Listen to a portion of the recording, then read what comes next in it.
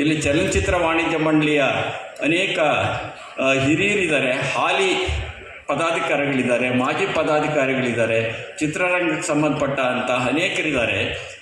ಕನ್ನಡ ಚಿತ್ರರಂಗ ಬಹಳ ದೊಡ್ಡ ಬಿಕ್ಕಟ್ಟಿನಲ್ಲಿದೆ. ಇವತ್ತು ಸಾರಾ ಗೋವಿಂದೂರ್ ಥರದವರು ಆ ಸಮಸ್ಯೆಯನ್ನು ಕೈಗೆತ್ತಿಕೊಳ್ಳೇಬೇಕಾಗಿರ್ತಕ್ಕಂಥ ಸನ್ನಿವೇಶದಲ್ಲಿದೆ. ಅವರೊಬ್ಬರೇ ಅಂತ ಹೇಳ್ತಿಲ್ಲ ನಾನು. ಎಂಥ ಬಿಕ್ಕಟ್ಟು ಅಂದರೆ, ಉದ್ಯಮವಾಗಿಯೂ ಬಿಕ್ಕಟ್ಟನ್ನು ಎದುರಿಸ್ತಿದೆ, ಕಲೆಯಾಗಿಯೂ ಬಿಕ್ಕಟ್ಟನ್ನು ಎದುರಿಸ್ತಾ ಇದೆ ಕನ್ನಡ ಚಿತ್ರರಂಗ.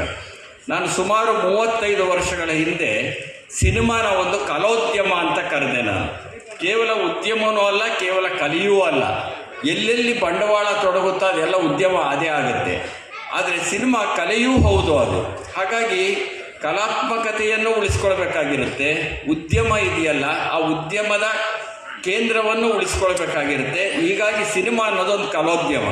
ಆದರೆ ಇವತ್ತೇನಾಗಿದೆ ಯೋಚನೆ ಮಾಡಿ, ಕನ್ನಡದ ವ್ಯಾಪಾರಿ ಚಿತ್ರಗಳಿಗೆ, ಅಥವಾ ನಾನು ಅದನ್ನು ವ್ಯಾಪಾರಿ ಚಿತ್ರ ಅಂತ ಕರೆಯಲ್ಲ, ಮುಖ್ಯವಾಹಿನಿ ಚಿತ್ರಗಳಿಗೂ ಸಹ ಥಿಯೇಟರ್